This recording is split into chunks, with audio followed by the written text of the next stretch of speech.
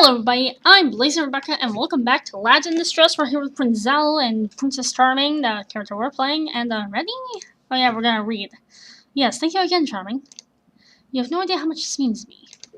Trying not to get distracted by the affection in his voice or closeness, I clear my throat and begin reading, and I press the wrong button.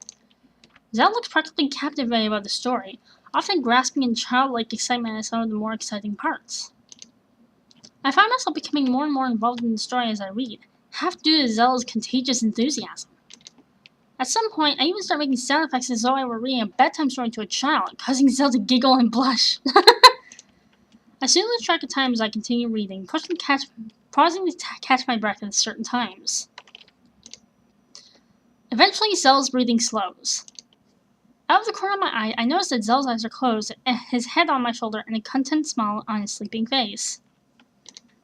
Quietly so as to not wake him, I let my voice trail off and close the book.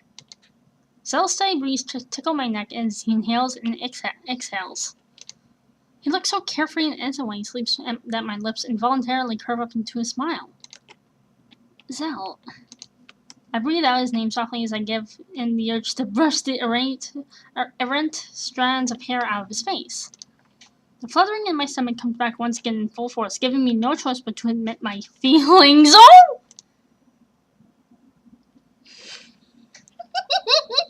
I've fallen in love with him, haven't I? Despite my best efforts to resist his charm, he has stolen my heart with his childlike innocence and sincere sweetness, so unlike anything I've seen before. Even his timidity, or rather, cowardice, and naivete seems endearing to me now. Somehow in a world full of greed and selfishness, Zel remained untouched by the darkness of men's heart. And I will do everything I can to protect that part of him. Oh. Oh. Oh no. Oh no, this is bad. I watch intently as silvery words continue to appear on the pages, shimmering in the air for a brief moment before disappearing. What? Zel walks up behind me and peeks over my shoulder. What's the matter? Are you alright? I don't know. What is the matter? It's like, oh my god, that's the face of horror right there. It's a message from Nicole. My kingdom is in trouble. There's been an uprising. Oh, shit. Save. Apparently people are outraged at hearing the princess had skipped out on them. The rebellion has been brewing for some time now due to discontentment over the kingdom's poverty, and the people have finally made their first move. I need to go home, now. I try to focus on my magic and send a message back to Nicole using the same illusion, telling him I will be on my way home, but I'm so shaken by the news I find myself unable to concentrate. Forget it, I'll be back in a day's time anyway. Zel stayed strangely quiet the entire time, just watching me with sad eyes. Out of nowhere, Zel reaches out and pulls me into his arms, hugging me tightly. Oh, Zel? Please don't go. Stay with me. It suddenly gets hard to breathe and my heart feels like it's been torn apart. I can't. I have to go back. My people need me. I need you too, Charming. Your kingdom will be fine. After all, like you said, the royals have magic. They will easily quell the rebellion. If you leave now, they may never let you come back to see me again. Then come with me, please. Didn't you say you want to see the world and explore? Yeah, but I have a feeling that the rebellion that's going on is something he should not see, though. That's my concern. I can make your wish come true. I don't know. I may not be able to give you wings, but I can help you fly with my magic. Once I have saved my kingdom, we can go traveling together. Anywhere you like. Come with me. I can see war raging in Zel's eyes. I look at him hopefully. My heart sinks when Zel shakes his head sorrowfully. Please, Charming, I can't. I've told you why. I won't survive a day out there. You know that as well as I do. This isolation is all I've ever known. I can't leave. Frustration causes me to lash out in a harsher tone than usual. Oh my god! You can't! I'm here to save you! Don't you understand that? I've never seen a lad in distress who's so resistant to rescue before. How am I supposed to save someone who isn't even willing to be saved? Oh! Oh! A rare flash of real anger flares up in Zel's eyes. Oh! You aren't supposed to. I never asked for you to come rescue me from my situation or anything, Charming. You came here on your own because of your inner desire to be the hero to save the day. Not true, actually. I never asked for a heroic rescue. I'm here. I'm happy the way things are now. Why do you have to force me to leave because of your own savior complex? Silence ensues both of us, and both of us stare at each other in shock at Zel's words. Yikes! Jeez, didn't think Zel could get angry. Now we know! My arms that were around him slowly dropped to my side, and I stumbled back, breaking out of his embrace. Wait, Charming, I'm sorry, I didn't mean that. No, you did. No, it came out wrong. I didn't mean it that way. Charming, I'm sorry. Please don't be upset with me. To my horror, I can feel the hurt turning into wet tears at the corner of my eyes.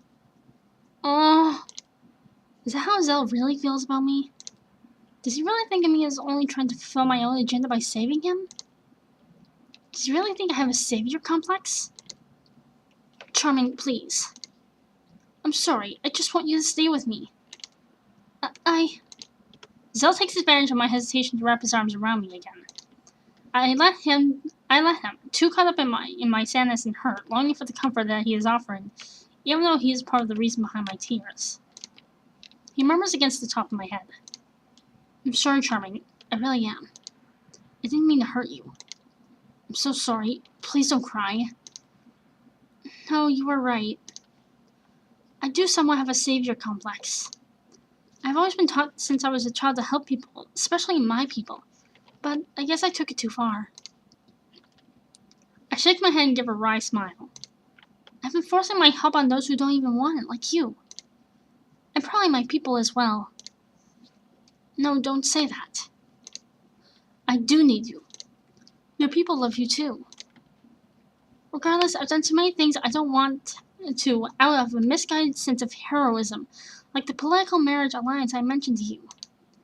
I know when I go back, I will have to marry someone I don't even know, and hopefully initiate a merging of the nations, all to save my kingdom from going into poverty. I meant what I said earlier. I would have loved to go traveling with you, get away from all the expectations and duties, and just live.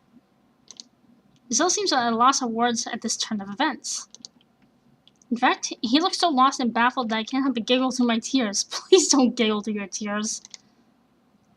I know you need some time to process all of this.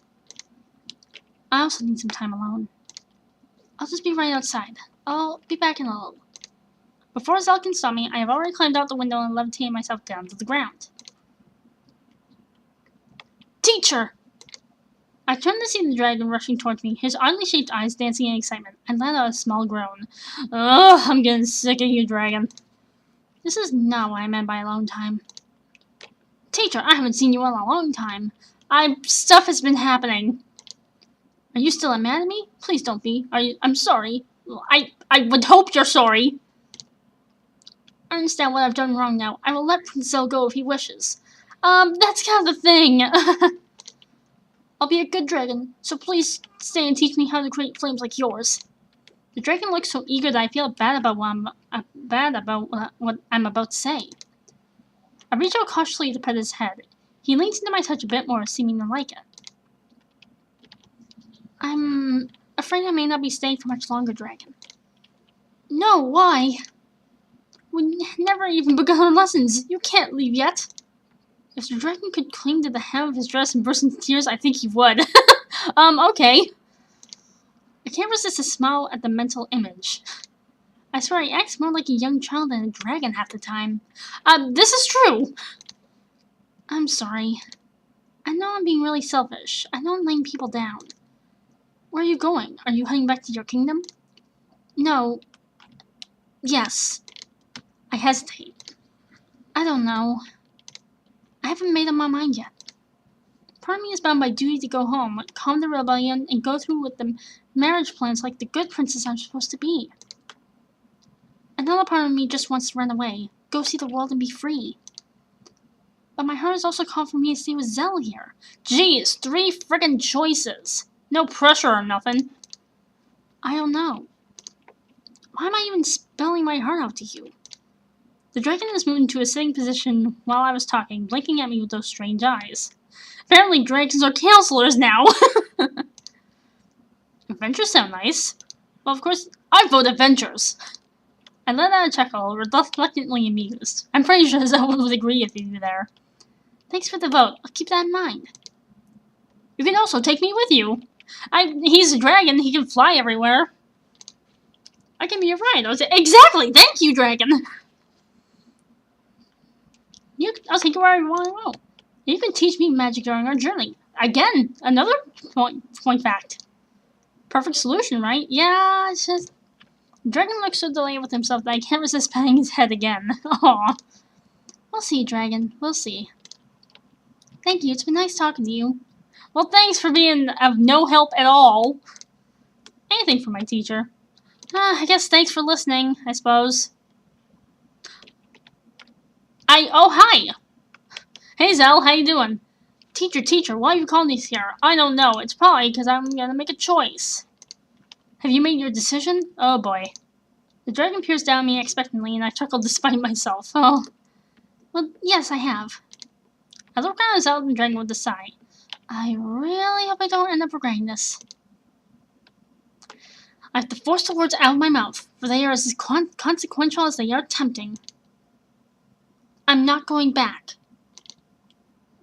Woot! I knew... What kind of noise is that? Woot! I knew you'd make the right choice. That dragon hoots and somersaults in the air. Nervously, I peek at Zel for his reaction. To my horror, his tears are gathering in his eyes. Zel? You're really not going back? I stare at him helplessly as the tears spill over his cheeks, which he brushes away roughly.